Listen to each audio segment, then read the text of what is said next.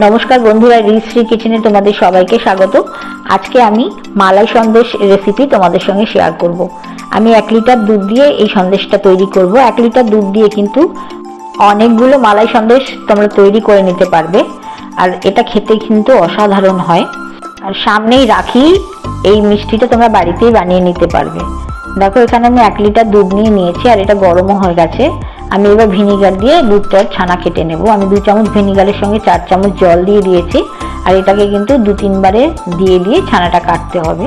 দেখো, আমি আস্তে আস্তে ভিনিগারটা অল্প অল্প করে দিয়ে নিয়েছি, আর এই সময় কিন্তু আমি গ্যাসটা নিভিয়ে রেখেছি। দেখতে পাচ্ছ আস্তে আস্তে দেখো ছানাটা আমার কিন্তু হয়ে গেছে। এটাকে আমি ছেঁকে নিচ্ছি।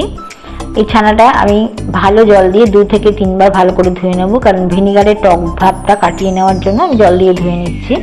দেখো, জল দিয়ে ধুয়ে বেশ কিছুক্ষণ আমি রেখে দিয়েছিলাম ছানাটাকে। এবার এটাকে হাত দিয়ে ভালো করে একটু মেখে নিতে হবে। এখানে যেন কোনো ডেলা না থাকে সেটা দেখে নিতে হবে। কড়াতে আমি 200 ml দুধ দিয়ে দিয়েছি। এটাকে একটু ভালো করে জালও করে নিয়েছি। এর মধ্যে আমি 4 চামচ মিল্ক পাউডার মিশিয়ে দিচ্ছি। দুধটাকে আমি মালাই করবার জন্য এখানে মিল্ক পাউডার ব্যবহার করেছি। তোমরা চাইলে কনডেন্স মিল্ক কিংবা দুধটাকে বাড়িয়ে ভালো করে ঘন করে জাল করেও বানিয়ে নিতে পারো মালাইটা। এখানে আমি 75 গ্রাম চিনি দিয়ে দিলাম এর মধ্যে। এবার সবগুলোকে কিন্তু খুব ভালো করে মিশিয়ে নিতে হবে। চিনিটা কিন্তু আমি একটু কমই দিয়েছি। এখানে দেখো 1/2 চামচ এলাচের গুঁড়োও দিয়ে দিলাম। মিষ্টিটা তোমরা তোমাদের যেমন ভালো লাগে সেই অনুযায়ী দেবে। এখানে 1 চামচ ঘিও আমি মিশিয়ে দিচ্ছি, দিয়ে সবগুলোকে ভালো করে কিন্তু মিশিয়ে নিচ্ছি।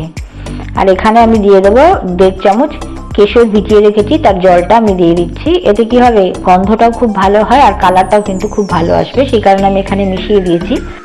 এটা অপশনাল, তোমরা চাইলে নাও দিতে পারো।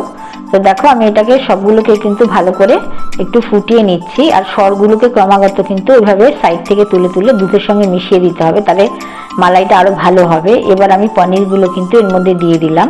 এবার এগুলোকে সব একসঙ্গে দিয়ে কিন্তু খুব ভালো করে নেড়ে নিতে হবে, আর বেশ কিছুক্ষণ এটা কিন্তু লো ফ্লেমে এটাকে ফোটাতে হবে।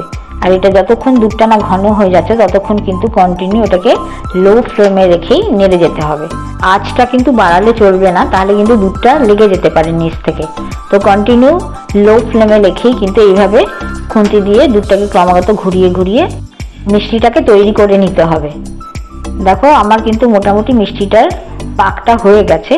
এবার আমি একটা কেক টিনের মধ্যে এটাকে ঢেলে দিচ্ছি। আমি আগে থেকে ওটাকে তৈরি করে রেখেছিলাম, কেক টিনটা একটা কাগজে দিয়ে, তারপরে ঘি মাখিয়ে রেখেছিলাম। তো এইভাবে চেপে চেপে দেখো মিষ্টিটাকে সমান করে দিতে হবে, আর এটাকে কিন্তু 2 ঘন্টার জন্য ফ্রিজে রেখে দিতে হবে। আমি 8 ঘন্টা ফ্রিজে রেখেছিলাম, তোমাদেরকে কেটে এবারে দেখাচ্ছি। তোমরা কিন্তু অবশ্যই 2 থেকে 3 ঘন্টা এটাকে ফ্রিজে রাখবে, তাহলে ভালো জমে যাবে। তো আমি দেখো কেটে দেখাচ্ছি তোমাদেরকে, কত সুন্দর হয়েছে, সুন্দর কেটে যাচ্ছে জিনিসটা। পিসটা তোমরা তোমাদের আন্দাজ অনুযায়ী করবে, যে যত বড় রাখতে চাও সেভাবেই কিন্তু পিসগুলো করে নেবে। তো আমি এভাবে পিসগুলোকে স্কোয়ারে করে নিয়েছি। দেখো, আমি ডেকোরেশনের জন্য একটুখানি স্যাফরন আর কিশমিশ দিয়ে দিয়েছি। তো দেখতেই পাচ্ছ কত সুন্দর লাগছে, খেতেও কিন্তু খুব ভালো হয়। তো আশা করছি ভিডিওটা ভালো লেগেছে। ভিডিওটা যদি ভালো লাগে অবশ্যই একটা লাইক করো, আর আমার চ্যানেলটাকে সাবস্ক্রাইব করবার অনুরোধ রইল। তাহলে দেখা হবে আর একটা নতুন রেসিপি নিয়ে তোমাদের সঙ্গে। আজকের মতো বিদায় নিচ্ছি, ভালো থেকো, নমস্কার।